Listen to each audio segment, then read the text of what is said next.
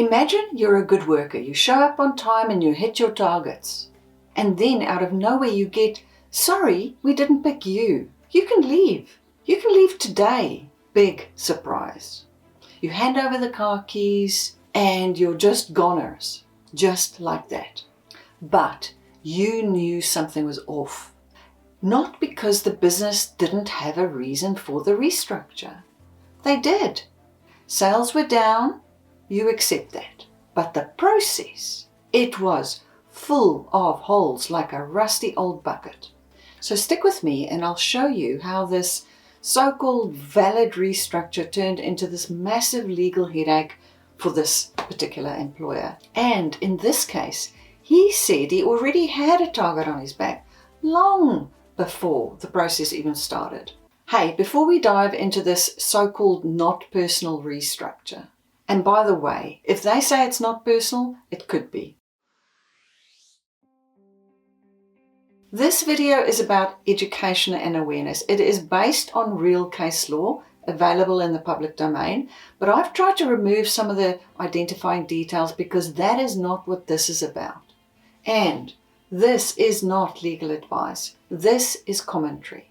It is here to help us understand some of the rights and responsibilities during a restructure. I've linked the case in the description below, so you can access it there if you feel so inclined. Alright, who are we dealing with here? The worker is a mid-career office type guy. He kept to himself until he didn't. You see, he raised a grievance that may have hit a little bit close to home. The grievance was aimed at one of the future restructure decision makers. But of course he couldn't have known that. There was also this weird situation. There were these whispers about him doing some secret recordings of things, and management quietly hushed this up because they knew. Maybe they were hoping to not derail their future little restructure, right? But spoiler alert, it did. So the employer, they're a player in the tech distribution game. They're under pressure, they're chasing savings, aren't we all? So they claimed it wasn't personal, just business. Yes, I think they actually said that. I'm very sorry, it's a pet peeve for me, it's really old, get a new line, okay? These are people, they are not widgets. When the same leader that you challenged ends up deciding your fate, you better hope that the process is bulletproof. Because this one wasn't. So the timeline of events, here's what happened. He started with them in mid-2022, he knew his staff, he was a quietly confident type. He just got on with his job. But over time, some cracks started to form as they do. Not in his performance, but in the culture around him. He felt that the senior staff behavior made things uncomfortable. Something felt off for him. And then while others kept their heads down, he decided to speak up. But the way that he filed a formal grievance. That's quite a move. Not what I would have done, but there you go, that's what he did.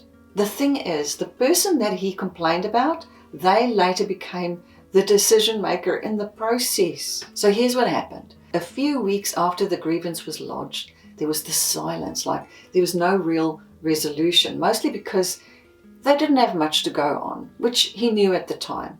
But then just before Christmas, this restructure was announced. And it's not unusual. The economy was tight, sales were down, the usual reasons. But the timing, sucky. So they seemed to come to their senses because a little bit later, after they announced it, they pulled it. They quietly dropped the restructure. So no harm done, right? Hey, note to managers, do not start a restructure process before Christmas. It really makes for crappy Christmas conversation. Okay, it makes people scared.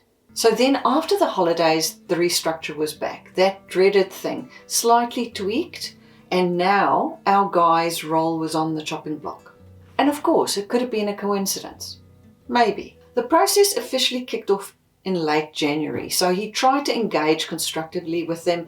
He really did. He asked them for more details, as is his right to do, of course. He wanted to see the job description for this new job that they had. They said they'd send it. He asked for the selection criteria, Like, what exactly are you looking for? Like, how will you decide who gets the job and who doesn't? Fantastic questions. And meanwhile, other employees, apparently, in the same process, he said that they were given more information than he was. There were meetings that he wasn't invited to, conversations he was cut out of. He was treated different. So he went to his consultation meeting alone. His rep couldn't make it that day, and still he asked the smart questions. He pushed back where it counted. But to him it felt like the ink had already dried on that decision, and that he wasn't on the keep pile. Even worse, they never even asked if he wanted this other job. You see, there was this vacancy. It was available for redeployment. And he had done sales before. He felt that he could pivot into that role. But they assumed that he didn't want it. So they didn't offer it to him. And you know what they say about assumptions, right? Then came D-Day. He was made redundant, effective immediately, today. Like, pack up your stuff, friend, hand over the car keys for your company vehicle, just like that. Overs, cadovers. Can you imagine? He must have felt gutted. So if this was you, same situation, same treatment, what would you have thought that day? Do you think that's okay? Like, leave your comments below. Okay, look, restructures can be real, but it's a big but. The process matters. The ERA thought if your business case is solid, you've still got to play it straight with the process. That's the whole point of the process, the reason it exists. It's to keep things fair and reasonable for the person going through the process. And that means that you consult properly with the affected people. This involves a lot of talking and discussion and explanations, like in a real way. And so you give them information that they need early enough so that they can respond to it. Don't be hiding anything from them, not right now. And then redeployment. It is a massive step. This is a thing. You don't just assume they don't want redeployment, right? If you've got a job, you ask, do you want it? And if you're applying selection criteria, share that up front. Be clear and straight about how you're going to use it. How will you choose? Because the employee is allowed to comment on that. That's HR 101. So in this case, unfortunately for everyone involved, the employer dropped the ball more than once. They didn't give him the job description in time. They said they sent it, they never did. That's one hole in the bucket. That selection criteria, they never consulted on that. They never explained it properly. One of the assessors during the assessment with the ERA later said that they were looking for team fit, they were looking for enthusiasm. But that's a bit wishy-washy, don't you think? It's not very measurable. So, a bigger hole. And then there was the big one.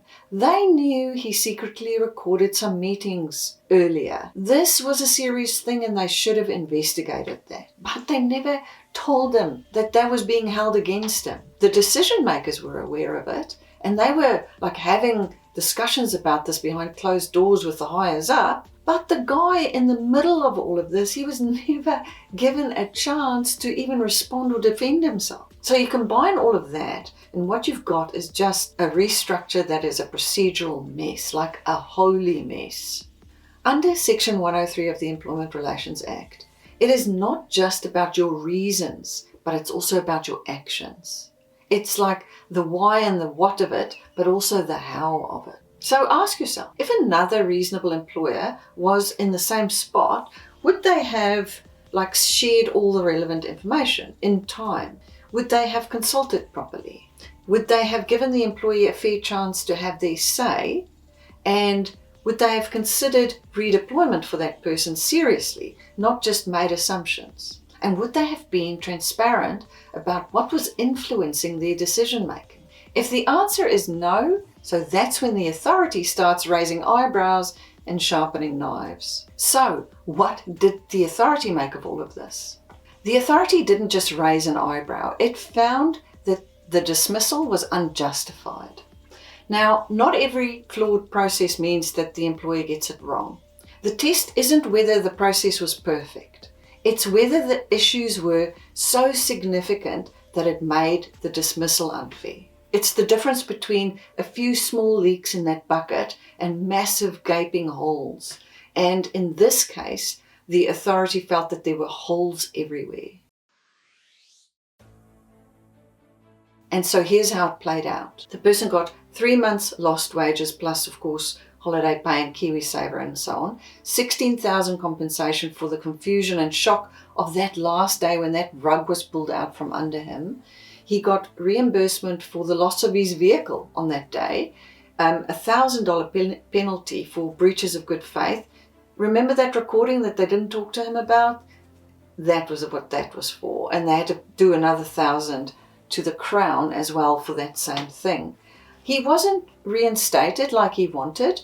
The authority felt that their trust in that relationship was past saving. Once that's broken, it's kind of hard to fix that all again, right? The damage is done. And also, the role wasn't there anymore. It was gone.